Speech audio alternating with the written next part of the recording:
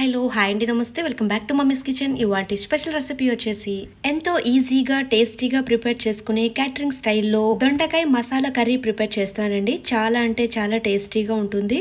ఈ దొండకాయ మసాలా కర్రీ వచ్చేసి రైస్, రోటీ, చపాతీ ఎందులోకైనా భలే రుచిగా ఉంటుందండి. ఈసారి దొండకాయ మసాలా కర్రీ ప్రిపేర్ చేసినప్పుడు ఇలా ఒకసారి ట్రై చేయండి, మీకే నచ్చుతుంది. ఇక లేట్ చేయకుండా ఎంతో కమ్మగా నోరూరించే దొండకాయ మసాలా కర్రీ ఎలా ప్రిపేర్ చేసుకోవాలి ఇప్పుడు చూద్దాము. నేను ఇక్కడ నీట్ గా క్లీన్ చేసిన 1/2 కిలో వరకు దొండకాయలు తీసుకుంటున్నానండి. చూసారు కదండి, గుత్తు వంకాయకి ఎలాగైతే కట్ చేసుకుంటామో అదే విధంగా కట్ చేసుకోవాలి. దొండకాయలు తీసుకునేటప్పుడు లేతగా ఉండేటట్టుగా చూసుకోవాలి. ఇప్పుడు వీటిని పక్కన పెట్టేసి మసాలా ప్రిపేర్ చేసుకుందామండి. దానికోసం స్టవ్ వెలిగించుకుని ప్యాన్ పెట్టుకుందాము. ప్యాన్ హీట్ ఎక్కిన తర్వాత ఇప్పుడు ఇందులో 1 టేబుల్ స్పూన్ వరకు ధనియాలు వేసుకోవాలి.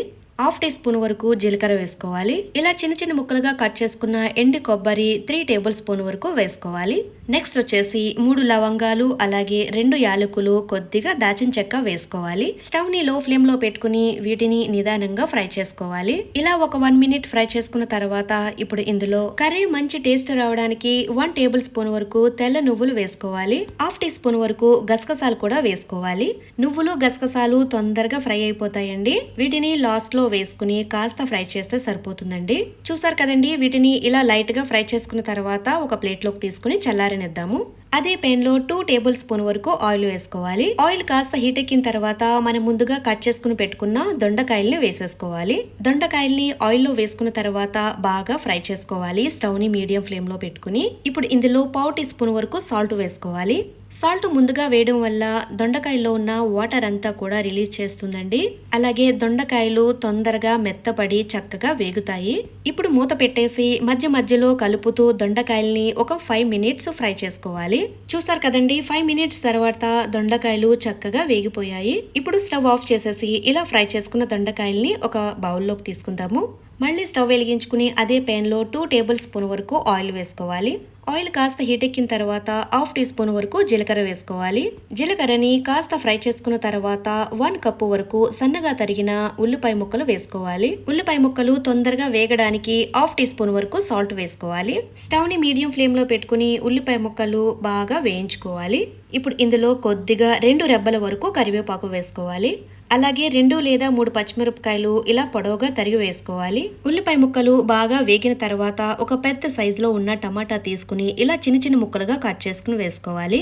టమాటాలు వేసుకున్న తర్వాత ఒకసారి కలిపి మూత పెట్టేసుకుని ఒక 2 మినిట్స్ మగ్గించుకుందాము. టమాటాలు మగ్గేలోపు మసాలా పేస్ట్ ప్రిపేర్ చేసుకుందామండి. చూసారు కదా, చల్లారిన తర్వాత ఇలా మిక్సీ జార్ లో తీసేసుకోవాలి. ఇప్పుడు ఇందులో 2 టేబుల్ స్పూన్ వరకు వేరుశనగ పప్పు వేయించుకున్నది వేసుకోవాలి. మీరు కావాలంటే మసాలా వేయించుకునేటప్పుడు స్టార్టింగ్ లోనే వేయించుకుని తీసుకోవచ్చు.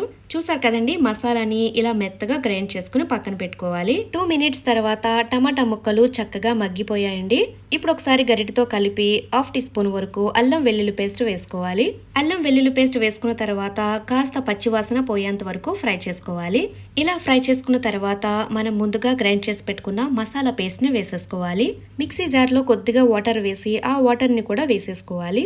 ఇలా ఒకసారి గరిటతో కలిపిన తర్వాత ఇప్పుడు ఇందులో 1 టేబుల్ స్పూన్ వరకు కారం వేసుకోవాలి. అలాగే 1/2 టీ స్పూన్ వరకు పసుపు వేసుకోవాలి. ఒకసారి మిక్స్ చేసుకున్న తర్వాత ఈ మసాలాని స్టవ్ ని లో ఫ్లేమ్ లో పెట్టి మూత పెట్టేసి మధ్య మధ్యలో చెక్ చేసుకుంటూ కుక్ చేసుకోవాలి. ఒక 3 మినిట్స్ మసాలా అంతా కూడా చక్కగా కుక్ చేసుకున్న తర్వాత చూసారు కదండి, మనం వేసుకున్న ఆయిల్ అంతా కూడా పైకి తేలింది. ఇప్పుడు ఇందులో మనం ముందుగా ఫ్రై చేసుకుని పెట్టుకున్న దొండకాయల్ని వేసేసుకోవాలి. ఇలా దొండకాయలు వేసుకున్న తర్వాత మసాలా దొండకాయలోకి కలిసేటట్టుగా ఒకసారి చక్కగా మిక్స్ చేసుకోవాలి.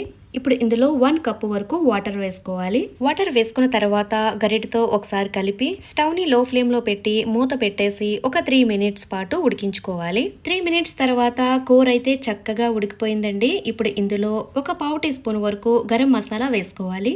అలాగే సన్నగా తరిగిన కొత్తిమీర కూడా కొద్దిగా వేసుకుందాము. ఇప్పుడు ఒకసారి చక్కగా మిక్స్ చేసుకుని స్టవ్ ఆఫ్ చేసేసుకుందామండి. కర్రీ అయితే రెడీ అయిపోయింది. ఇలా ప్రిపేర్ చేసిన కర్రీని ఇప్పుడు ఒక బౌల్లోకి తీసుకుందాము. గుమగుమలాడుతూ ఎంతో టేస్టీగా ఉండే దొండకాయ మసాలా కర్రీ చక్కగా ప్రిపేర్ చేసుకున్నాం కదండి. ఈ దొండకాయ మసాలా కర్రీని మీరు కూడా ఇంట్లో తప్పకుండా ట్రై చేయండి. రెసిపీ నచ్చినట్లయితే లైక్ అండ్ షేర్ చేయండి, సబ్స్క్రైబ్ చేసుకోండి. మరిన్ని స్పెషల్ వీడియోస్ కోసం బెల్ ఐకాన్ ప్రెస్ చేయండి. Thank you for watching mummies kitchen Telugu.